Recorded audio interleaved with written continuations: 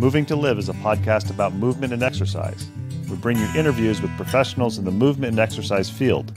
The goal is to provide information for other professionals and also amateur movement aficionados, people who understand that movement is part of what makes life complete. Some of the people we interview you will have heard of. They're well known in and outside of the movement and exercise profession. Others you may not have heard of, but they have a great deal of knowledge to share. Many people doing the best work spend their time working with people, not working on their social media presence. We're going to give you a chance to learn from some of these talented and knowledgeable individuals, and we're going to learn along with you. Moving to Live podcasts are going to be short. Each interview will be long enough to impart usable information, but short enough to be able to be consumed in a single bout, during your workout, commute, or even during dinner prep. We all like long-form interviews, but time is valuable. Moving to Live wants to give you the option to learn and be entertained without needing to commit 60 minutes at a time for an interview. Give Moving to Live a listen. Check out our sister podcast, FitLab PGH, which highlights people, businesses, events, and activities in the Pittsburgh, Pennsylvania area that make movement a priority. Moving to Live would love to hear from you. Want to connect with us or have an idea for somebody you think we ought to interview? Drop us an email, mov2liv@gmail.com, or connect with us on Instagram and Twitter, both _mov2liv. We're excited to bring you these interviews, and we think you'll enjoy each and every one that we bring you.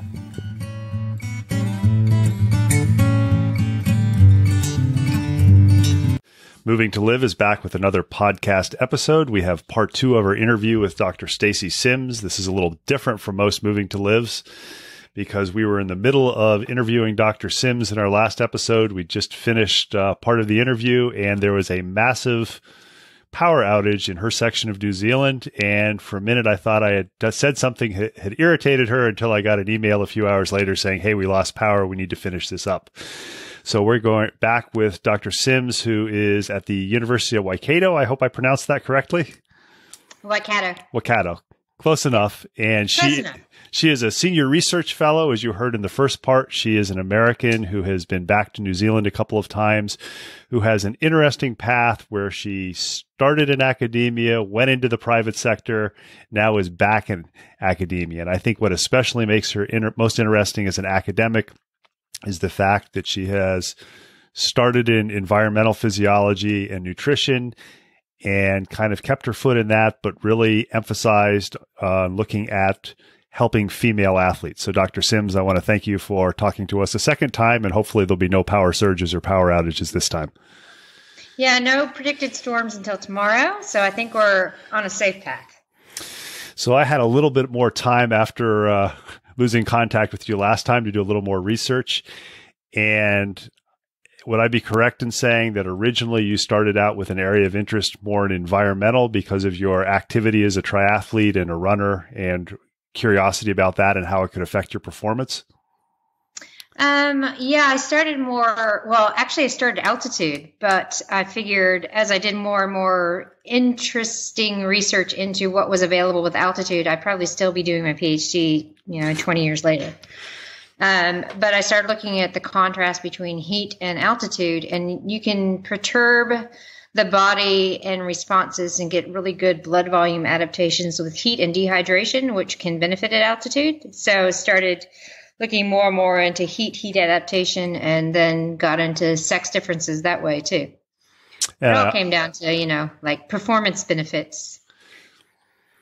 And we were talking a little bit, we touched on it in the first interview about the differences between men and women. And I think your book, Aurore, is essentially the take-home message, if I'm correct, is women are not miniature men. Is that correct? Yep. We're not small men. That is correct. And I'd like to touch a little bit on, if you don't mind, why is it, do you think, that I know 30, 40, 50 years ago, the majority of research was done on men and typically on college-age men because it was very easy to walk into a physical education class or a health class and say, hey, I need 8 guys who are in pretty good shape who are willing to, air quotes, volunteer for this study. Yeah. But we have an explosion not only in the U.S., but also across the world of females in athletic performance. And I think probably when you and I were going through school, there was no women's NBA. Right. I'm going to be off on the date when women first ran in the marathon, but 1992 or 96, I believe. You can probably correct me on that. In the Olympics? In the Olympics, 96. Yeah. So not that long compared to men. Right.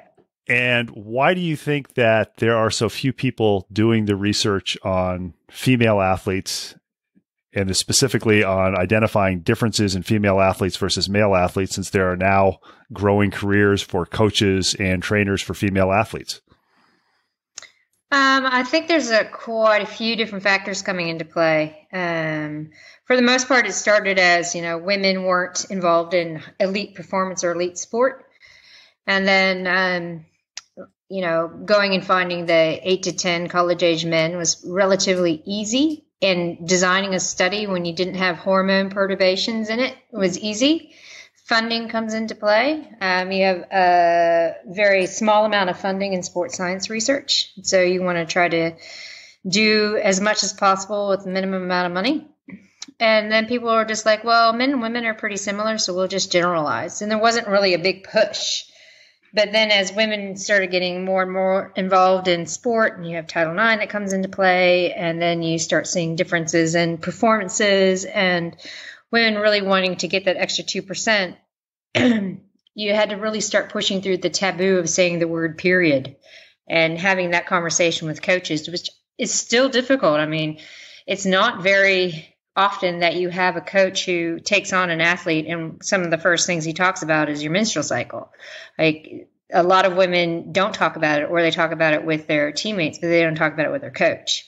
So breaching that first can start opening up things. And then as that's starting to become less and less taboo, you're seeing it spill out into the media. People are talking about it. And now people are picking up in the research world going, oh, well, this was in the media and these things are coming out. Well, we should really see if this is anecdotal or true. And that's kind of what you do, trying to show that there's evidence that it's not just anecdotal, but it is true. Yeah. And I've been doing it for 20 some years. It's just now it's finally taking on the wave. And I think when I first started looking at your research and considering to ask you to be on the podcast, one of the things that really popped out is much of the stuff that you're doing, even though it's going to be elite athletes who are looking at it and elite coaches, this really goes across the spectrum, starting with youth athletes and even with quote unquote masters athletes or recreational triathletes, runners, cyclists. And yet I would say the majority, having worked as an athletic trainer and done a little bit of coaching with masters athletes, the majority of coaches just are still at the point where, well, here's a training program for a marathon, or here's a training program for a masters swimmer. And the training protocols are essentially the same for men and women, or very close, without bringing into account the differences. Yeah, for sure. Very much so. And it's very frustrating to see that, because there's been some new research that's come out just in the past year looking at training according to the menstrual cycle. Because if you have an estrogen surge, estrogen is very anabolic. So people can really hit PRs and push the power right around ovulation when you have an estrogen surge. And then when you have estrogen and progesterone low, which is like the first day bleeding up to ovulation, this is when our female's physiology and female's responses are very much attuned to hitting the top end power and doing the really high intensity stuff. But as estrogen and progesterone start to rise, there's a shift in metabolism where you can't really access carbohydrate. Estrogen and progesterone cross the blood-brain barrier, so women, quote, lose their mojo. They get central nervous system fatigue a lot quicker. So there are lots of different things that change. So if you're on this, like 3 weeks on, 1 week off, without considering what's happening from a hormonal level, you're really leaving a lot of performance potential on the table. You start changing it up and looking at where a woman is in her cycle and manipulating the training program to meet the physiological benefits of those hormones, and you can get a lot more out of the woman. Would it be correct to say that this is, in essence, a type or a style of periodized training? It's just rather than having a 3 weeks on, 1 week off, it might be slightly different from one woman to another, depending on the length of her cycle and where she was in that particular phase? Yeah, and it doesn't have to be difficult. Like we look here and we have a working group called WISPA, which is Women in Sport, Health and Performance, and it's out of High Performance Sport New Zealand. And you're looking at team athletes, and the biggest implementation change besides tracking the menstrual cycle is when you get a woman or a team of women in the gym, you're going to have women who are within the same phase. So you can say, okay, you guys are all in the low hormone phase. This is the kind of training you're doing today. You guys are in the high hormone phase. This is the kind of training you're doing. So it doesn't have to be each woman has to do something different. You can group people. And I think the stopgap is when people start thinking about, 28 days and all these hormone perturbations and putting a woman doing this and this and this, it becomes in the too hard basket. But you just have to take a step away and say, okay, well, if this is a group of men and these guys had ankle injuries and they can only do upper body stuff, and these guys have shoulder injuries, so they can only do lower body stuff, you would manipulate the training to help that. So you just have to kind of think outside of the ups and downs of the hormones and just try to group them. I know I had the good fortune to interview Don Moxley, who's done some research and data collection with the Ohio State wrestlers as far as manipulating the training loads for maximizing performance. With a team, as you said, the training would be different depending on where they are in the cycle. How do you manage, if you're a coach or if you're somebody who's looking at putting together a competitive schedule? Does that not mean that there will be certain times during the cycle where they're going to have better performance than others? And how do you adapt that with the fact that if they're involved with an organization, they may not be able to pick, well, we're going to play games on these dates, but no games on these dates? Yeah. And see, then this becomes I'm thinking it's too hard, but it's not. It's not about a woman having from a performance perspective, when you have to go for an event, right? It's not, I'm 2 days out from my period, I'm going to suck. It's, okay, well, I know I'm 2 days out from my period, and these physiological things happen where I have reduced plasma volume, I have increased total body sodium excretion, I have a little bit more predisposition to increased central nervous system fatigue. It's, okay, what kind of nutritional things can I do to mitigate all this? And it's easy by taking some magnesium and some zinc, salting your food a little bit. So you're looking at the changes, and then you're implementing some nutritional adaptations to overcome those. So you don't go into an event compromised. You go into the event firing as best as you can. It's just training is one thing, and you can really work with the menstrual cycle to get that top 2% if you're working with the menstrual cycle for the training. And then when it comes to the actual event, depending on where it falls, there are specific things you can do to manipulate the body and those physiological responses to fire as best as you can. Would there be, if somebody was, for example, I know last year they brought together a bunch of men to try to break 2 hours in the marathon. Yes, I know. So would there be the potential, or would this be something if you were coaching athletes or female athletes and they said, okay, we want to, in a controlled environment, try to break a specific time, whether it's the marathon or the hour record in cycling, where if you were working with a specific athlete based on their time in their period, where you say these would be the days what might be best to do this? Yep. Yeah, for sure. And ironically, it would be like day 1 or 2, with day 1, this onset of bleeding. Because what happens is, a woman will feel fantastic the day before, the day of, or the day after the bleeding starts. Depends on how fast the hormones fall. And if you keep track of wellness and performance, you'll see that there's a power and speed surge around that, or around ovulation. So you can actually pick the days that record could probably be broken. So there is the potential, am I correct, if you've got 2 different teams, and depending where the different teams are in the phase of the cycle, that one team could potentially have a physiological advantage? Is that correct? Well, if you have 2 teams, not everyone's going to be in the same cycle, or right. Same part of the cycle, right? Right. So no. No, I guess you're doing individuals. I guess I'm not explaining. You said that if you have a team that's all training together, they will kind of, and I will use the incorrect terminology because this is not my area of expertise, so please correct me, but they will kind of phase up, so they will be in the same, they will have similar period cycles. Is that correct? No, that's all anecdotal. There's actually no peer review evidence to show that women will sync up. Then I misunderstood what you said, and I apologize. No. What I was saying is that, like, if you have a team of women and you can actually train them based on their cycle, then you get better training adaptations. But if you're looking to break like the 2-hour record or something, then you can pick the individuals and follow their cycle. And there are specific days where women can really fire a lot better for one performance metric. So was I correct then in understanding then with the teams, with say if it was a team of 10 women, for the training, some women may do slightly different training each day depending where they were in the period? Yep. So it would be not completely individualized, but it wouldn't be, well, it's day 2 of the training cycle, so everybody's doing the exact same thing. It's like, okay, it's day 2, and you're in this period of the menstrual cycle, and this is the training you're going to do because physiologically that's best for you, whereas athlete B might be doing something slightly different. Yeah, but it's so if we look at like a typical 28-day cycle, day 1 is the first day of bleeding. Around day 12, 13 is ovulation. And then the rest of it is what we call the luteal phase. So the first 2 weeks in the low hormone phase, everyone can do similar training because it's low hormone. It's when you get to ovulation in that 24-hour period, some women just absolutely fire and can set PRs and power and VO2. So you can manipulate the training to maximize the stress you can do on those days.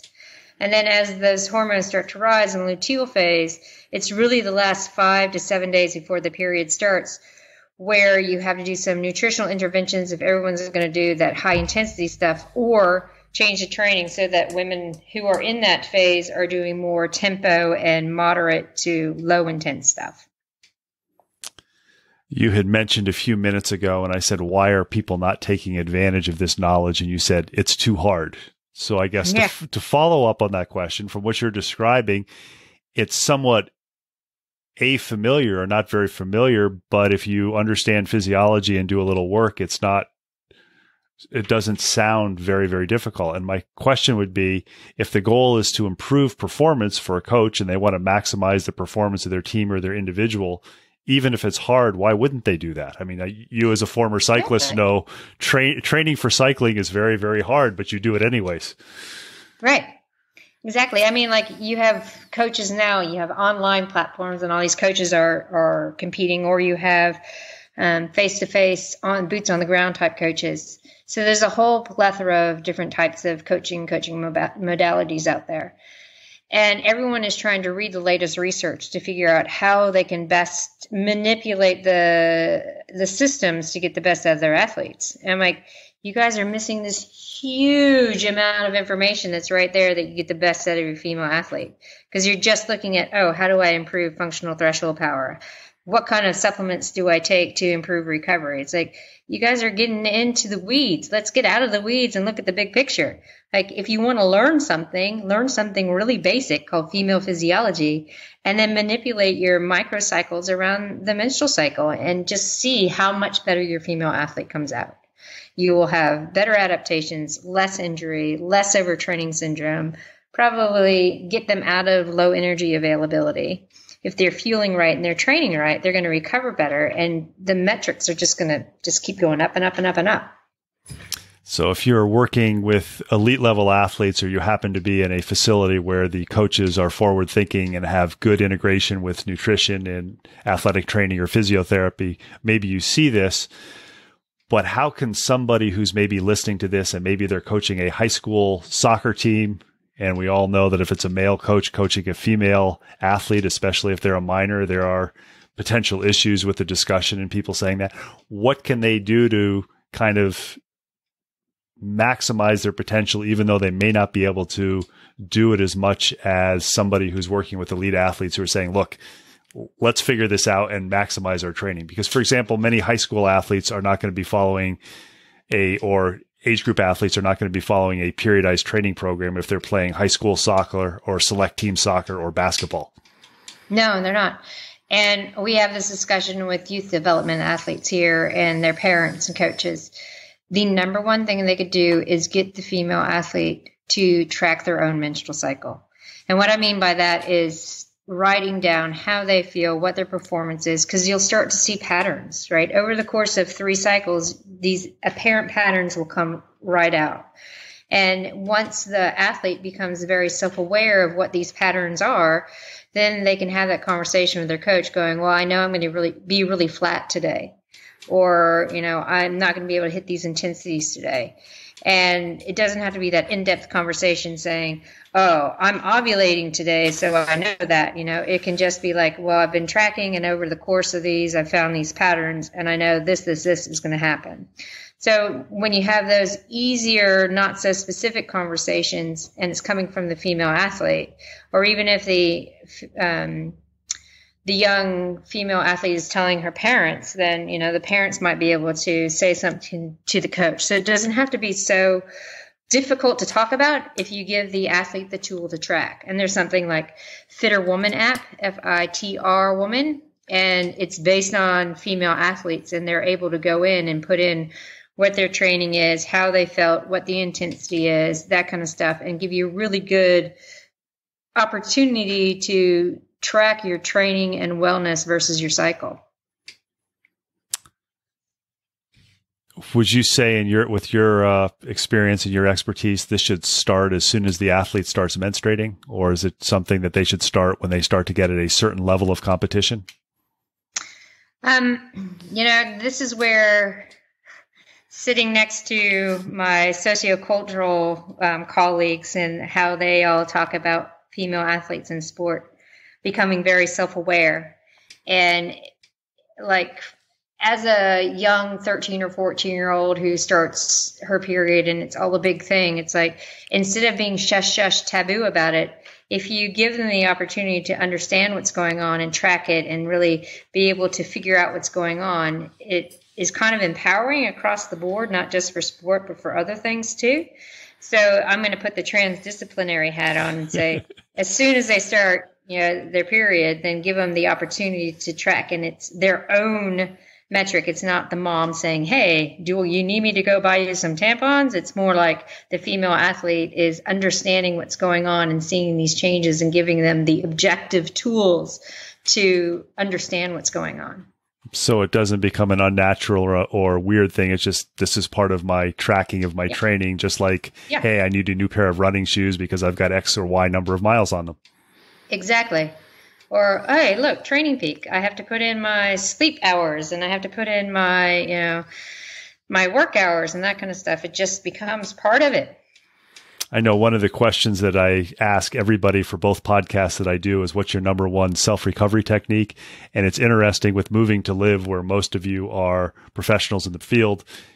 I would say, except for 1 or 2 people, every one of you says sleep. And I see that you're saying sleep is important, even for the young athlete. And now, just like the differences between male and female athletes, I think it's probably the last 5 or 6 months I've started to see more research articles coming out on, hey, get the athletes to sleep enough. Yeah, exactly. It's so underrated and so important. I put sleep up there as well as that acute recovery period, that 30 to 45 minute. What are you going to do? Are you going to sit around in your sweaty clothes and kind of watch TV, or are you actually going to do something to facilitate recovery? Because people just make it as a whatever factor, right? And those are the 2 most important things that you can manipulate and control to improve your adaptations. Switching gears a little bit to going from young female athletes to older, we talked a little bit, I think it wasn't when we were recording, about the large number of people in America doing marathons. And I believe the statistics are more women are doing them than men. So it's really becoming a woman-dominant sport.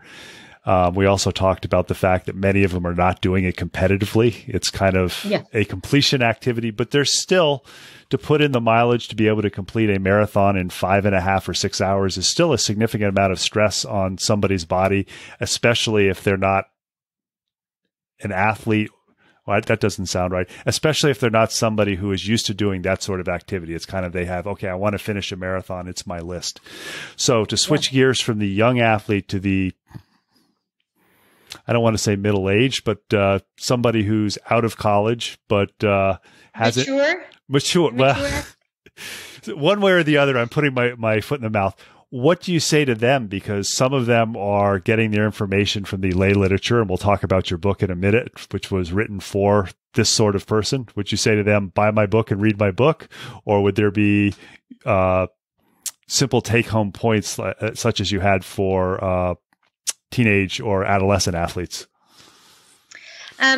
So, I mean, I'm right there in the quote mature athlete age, and I have a lot of women and friends and stuff who are asking that too. And you can get away with a lot of stuff when you're in your 20s and early 30s, but when you start to get to your mid 30s, late 30s, 40s, there are some things that start to change. So, like the ratio of estrogen and progesterone start to change. Cortisol starts to affect you a little bit more, start to put on some body fat where you might not want to put it. What worked for you in your early 30s is not going to work for you in your late 30s. So understanding that there are some changes that are happening, even if your cycle hasn't changed. And then the best way to say, okay, well, how am I going to train for this marathon is don't do fasted training. Like, if you're a woman, don't do fasted training. And I know that that's going to bring up a lot of things because people are like, but, I want to become metabolically efficient. I want to do some keto stuff. But the biggest thing for women is when you do fasted training, you increase the cortisol concentration because you wake up, cortisol is elevated. You go training fasted, cortisol is elevated. And the problem with that is in order to keep that baseline elevation of cortisol, estrogen and progesterone are converted. And so you start losing these sex hormones. So you're losing a little bit of an anabolic stimulus from estrogen. You start to get menstrual cycle dysfunction. And a lot of the women that I see who come in and go, well, I don't understand. I'm training for this. I'm training hard. I'm doing the best that I can, but I'm putting on body fat and I'm getting slow and tired. It's because they're starting to get this undercurrent of endocrine dysfunction.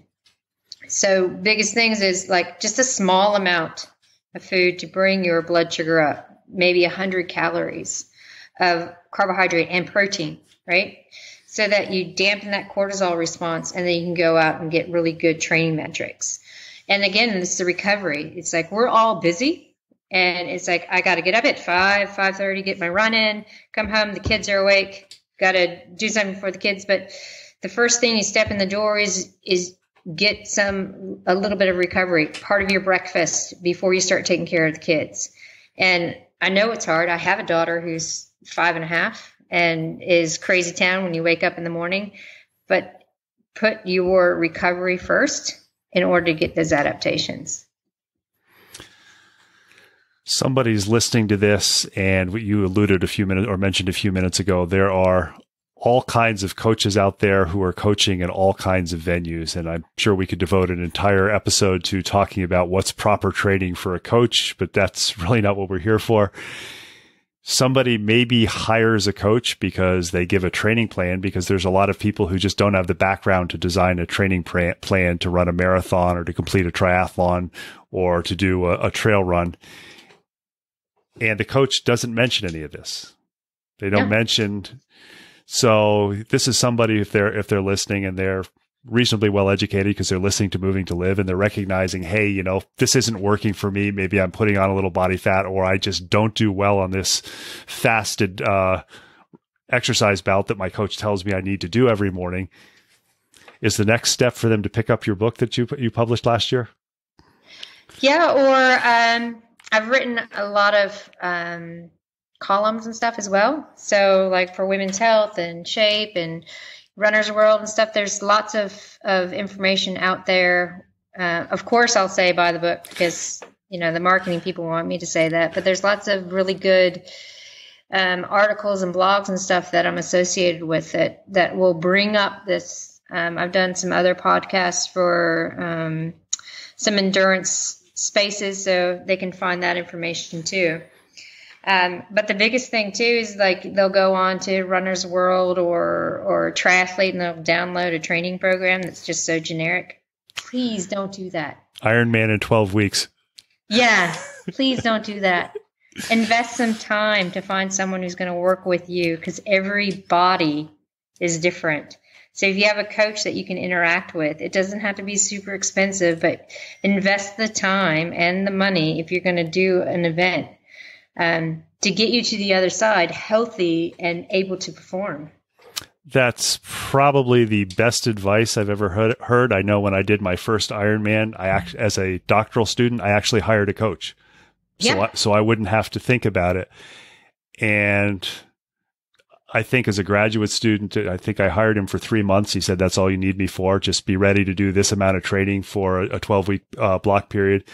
And I think it was the best $300 or $400 I ever spent, because whenever I doubted what I should do, I could send him an email or give him a phone call. And I still remember telling him, I just don't feel really good on the bike for the first 40 miles. It's just really, really uncomfortable. And I had been doing triathlons for probably 10 years. And his response was, how many miles do you ride in an Ironman? It's like 112. He goes, so do you want to feel comfortable at mile 40 or comfortable at mile 90?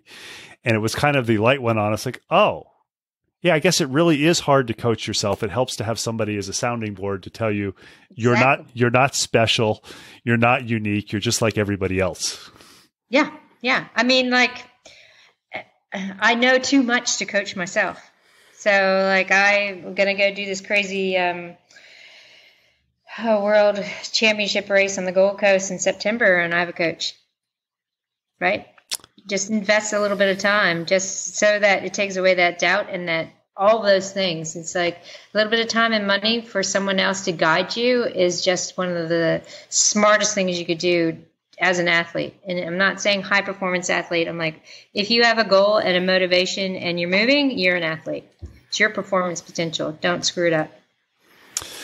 I do have a question, since you've done quite a bit of research and you are internationally renowned since you're in New Zealand, very well known in your field.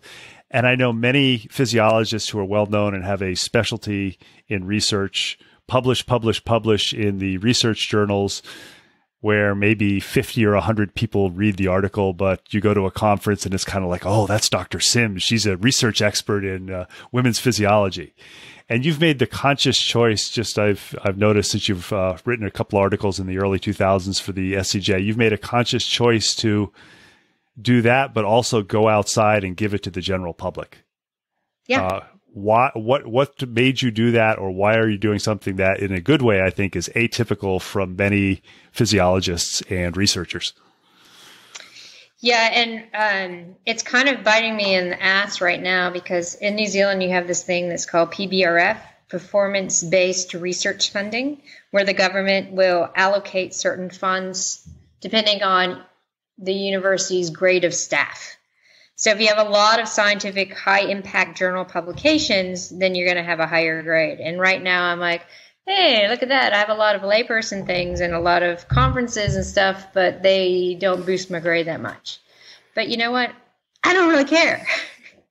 I care that people get the science-based information to help themselves be the best athlete and health person they can be. So, I mean, you write an article in a high-impact journal, you write an article in Nature, and what? You might have, 100 people that'll read it. Right? What are those 100 people going to do? Do more research. How is it going to get to my mom or my sister who want to be healthier for their life? It's not. But the research that I do, I want to be able to translate and help people, right? And so it's I'll try to publish and I'll do as much as I can to keep that academic side of things growing. But the end all is, I want people to integrate it into their coaching practice or integrate into their life and have that scientific-based information just available. I think what you're referring to is helping to avoid the blog clog. I interviewed Leslie Bonsi, who's a nutritionist, and she said, I do a lot of this writing for people that aren't necessarily other nutritionists because I want to put good information out there. And it sounds like you're doing that in a similar way. Yeah. Yep. I know you got a lot of publicity for your book, Aurore, when it was published. If you could just kind of briefly describe that to the listeners, because we have a dichotomy of listeners, not all who are big in the endurance world and doing triathlons and things like that, but they may want to know what that is and recognize just what you said, that anybody who moves and is active is an athlete and can benefit from some of the information. Yeah, so it came about kind of and not really haphazard way, but Celine Yeager is a really good journalist, and she has Fit Chic, and she writes a lot for bicycling, but she also writes a lot for women's health and a whole bunch of other things, has quite a few books out. And we connected when I was helping her do some stuff, and she participated in one of my women's only camps. And she's like, you know what, Stace, you have all this information. You're helping people like one or two at a time. Let's try to get this information out on the big scale. And I was like, well, I can't write a book. She's like, no, what we're going to do is we're going to pitch this to Rodell, and I'm going to translate all your science speak into layperson terms. And oddly enough, Rodell loved the idea and said, yeah, we'll take this on. So over the course of a year, she took all the science speak and translated it into really good, easy to read language. So I had to write something, and she's like, I have no idea what you're saying, so let's translate it. And it's pretty much everything that has to do with the past 20 years of research and implementation of how you should train as a woman, how you should eat across the lifespan. Are you pregnant? Are you postpartum? Are you perimenopausal? Are you menopausal? Are you premenopausal? All the ups and downs. Are you on an oral contraceptive pill or not? Are you on progestin or not? Are you going to go to heat or altitude? And all the different things that you can do as a woman, just the small tweaks and changes to really benefit you from a training and nutrition scope. Intended for female athletes, but also from that description and from what I've seen, anybody who works with female athletes can probably pick it up and pick up some ideas. And here's the real big benefit for it. Unlike so many other books on these topics, it's available in a Kindle app. That's right. It is. And from what I saw last week, it's been translated into 17 different languages. Of which you speak all of them. Oh, no. I wish, but no. So I was at Interbike last year? Yeah, because it came out. The book came out July last year, and I was at Interbike and standing next to Celine, and the very first person that came running up with that book was a guy. He goes, oh my gosh, I'm a male coach, and finally all my answers are right here for my female athletes. Will you sign it? And we both look at each other and we're like, that's awesome. It's a dude. So, yeah. We've had the good fortune to talk with Stacy Sims. She is a physiologist and an expert in understanding that women are not miniature men. There are some hormonal differences and physiological differences, which you can use to adapt their training to benefit them, to benefit you as a coach, to get better performance from them, and to make performance more enjoyable. If you haven't picked up her book, Roar, if you haven't read some of her blog posts, then all you have to do is use Google and her name. We'll have extensive show notes for you to see. Dr. Sims, I want to thank you for talking to us not once, but twice, since we had a little bit of a delay with electrical outages. So thank you for talking to Moving to Live. And thanks for having me. It's been fun.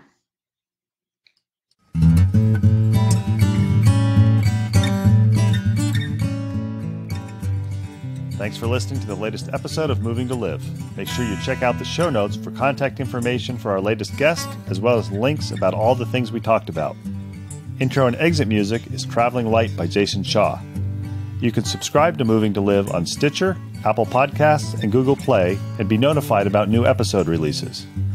Have any questions, comments, or suggestions? Drop us an email, mov2liv@gmail.com. Connect with us on Twitter or Instagram, both _MOV2LIV. Please tell your friends about Moving to Live. It's a go-to place for information for movement and exercise professionals and amateur aficionados who understand that movement is part of what makes your life complete. Until next week, keep on moving.